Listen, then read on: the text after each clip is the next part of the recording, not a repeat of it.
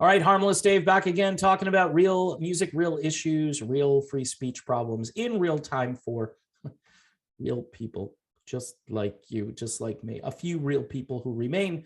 So Van Morrison is now being sued by a health minister.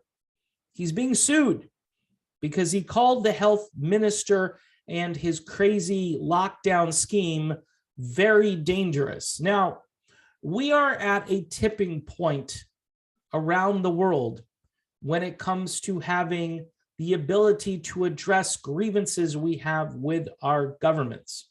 We are at a tipping point.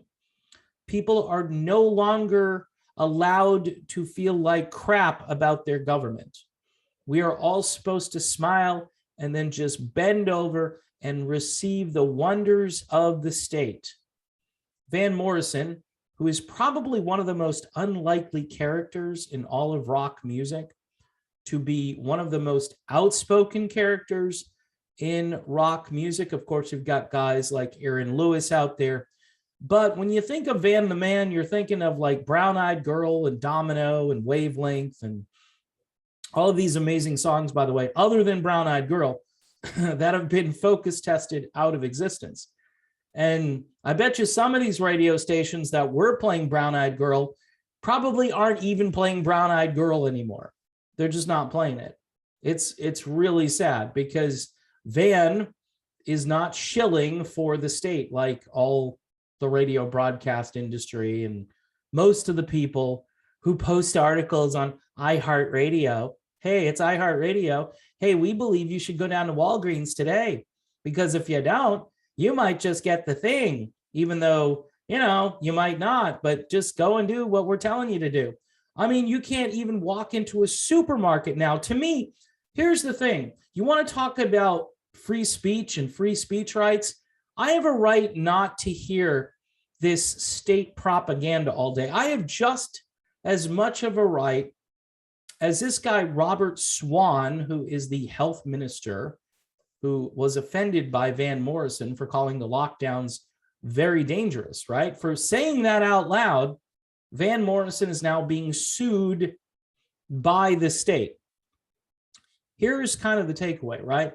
So if the state government can sue you because you're speaking out against the state, you will no longer be able to speak out against the state. And thus the state will control you. It will control the stuff that you put into your body. It will tell you that you have to do what we're telling you to do or else. And if you complain about it, they're going to say, shut up. And if you don't shut up, guess what? We're going to sue you. We're going to bankrupt you. We're going to take away your livelihood. What the heck is going on, people? I mean, here in the United States, it's kind of weird because we're supposed to be the land of the free and the home of the brave. And I do see some uprisings here and there. But compared to over in Europe and down under in Australia, where it's basically a police state, I mean, I'm thinking if that comes to the shores of the United States, by the way, it's kind of coming to San Francisco. It's kind of coming to San Francisco. And I don't think there's going to be much pushback. And this involves little kids. This will involve 5-year-old kids. And I turn on the news this morning, by the way, and it's this glorious thing. They're just promoting, 5 to 11-year-olds will soon have access to this wonderful life-saving thing that they don't need. They do not need. And it's, again, I don't know how they've managed to convince even 20, I heard it was like 27%, 30% of parents who are going to rush down to Walgreens to do this. Can I just say this out? I'm going to say this out loud. You're absolutely crazy. You're absolutely crazy to do that. All right. And if you want to hit me up over on Patreon and ask me why I think that's crazy, I'm going to refer you to Robert F. Kennedy Jr., who has a new book coming out, right? You might want to check that out before you can't order it or it gets banned or it ends up, being outlawed. Whatever will happen, it'll probably happen to that particular book.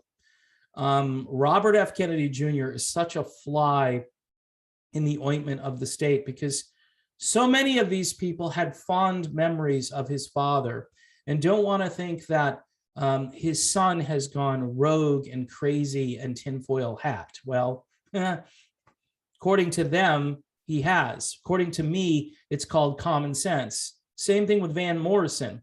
Van Morrison wanted his employees to be able to work. He was tired of people telling him that he couldn't play concerts and making up stupid rules as they went along, because that's what they were. They were stupid, they were capricious, they were arbitrary, sometimes they were contradictory, sometimes they were making statements going off of other statements and basically revoking the statements that they had made before without knowing it.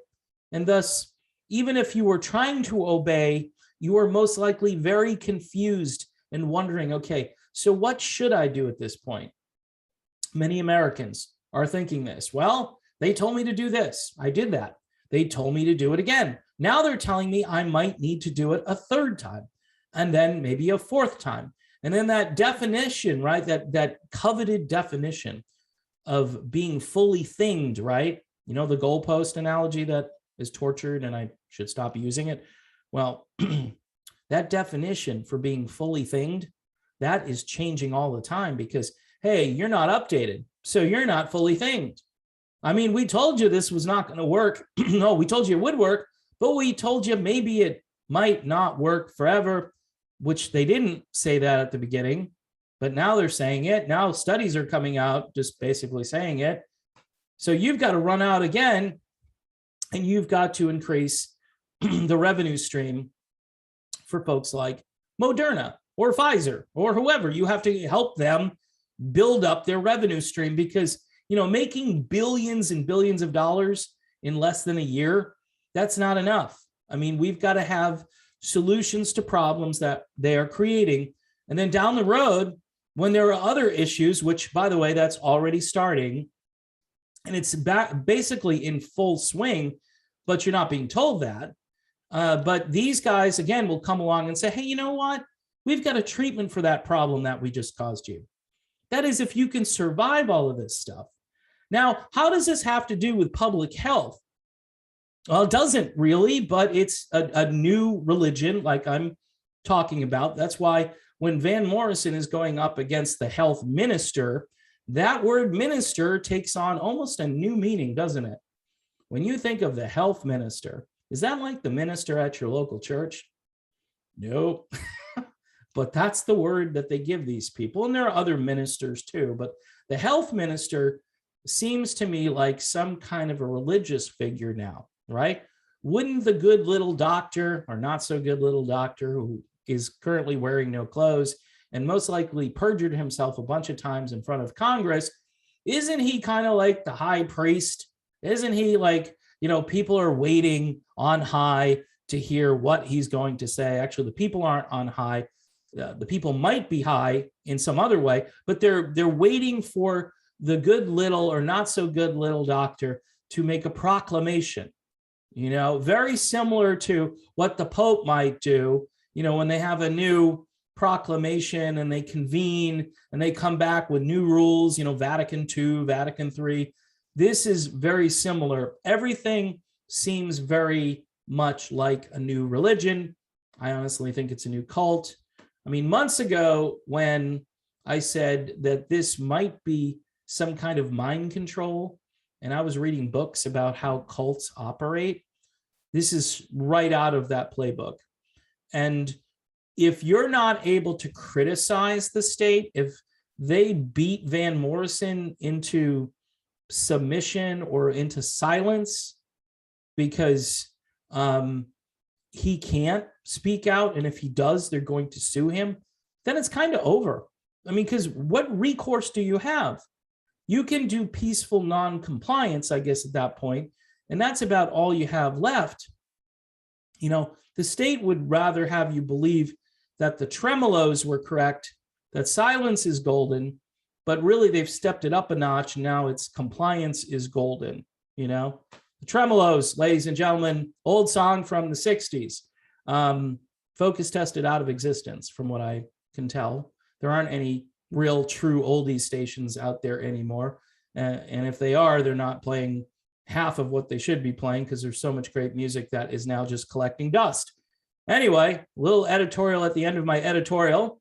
Let's just hope that Van Morrison doesn't get sued, and they're not successful anyway. He is getting sued, but hoping that this just goes away and that free speech makes a comeback, both here in the United States and around the globe, because it's really kind of our last hope, you know, to be able to speak out, to communicate. Because if you can't communicate data and information, and if you can't call out the so-called ministers around the world, then we're just slaves at that point, and we really don't have anything to look forward to. Sorry to be kind of a bummer today, but there you have it, folks. Van Morrison doing what he does. The mild-mannered rebel continues on his crusade, and let's hope more people join up with Van Morrison.